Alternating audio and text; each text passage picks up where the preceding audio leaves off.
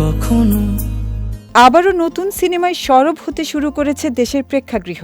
কোরবানির ঈদের পর দীর্ঘ বিরতি কাটিয়ে সম্প্রতি মুক্তি পেয়েছে নতুন দুটি সিনেমা।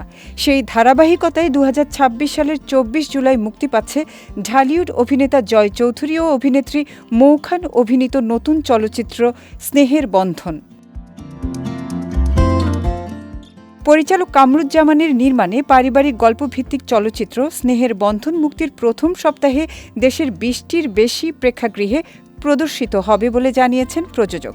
দীর্ঘদিন পর পরিবার কেন্দ্রিক একটি সিনেমা দর্শকদের সামনে আসছে বলে ছবিটি নিয়ে বেশ আশাবাদী নির্মাতা ও সংশ্লিষ্টরা।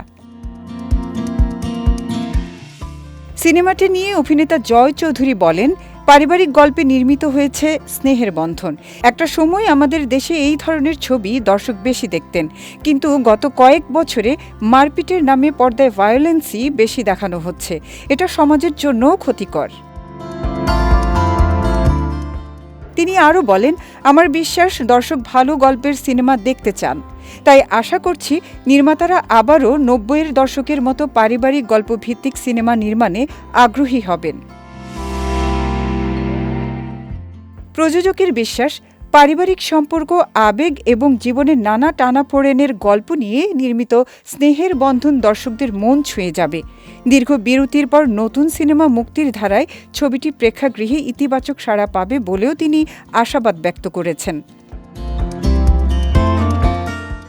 জয় চৌধুরী অভিনীত সর্বশেষ মুক্তিপ্রাপ্ত সিনেমা আমার শেষ কথা।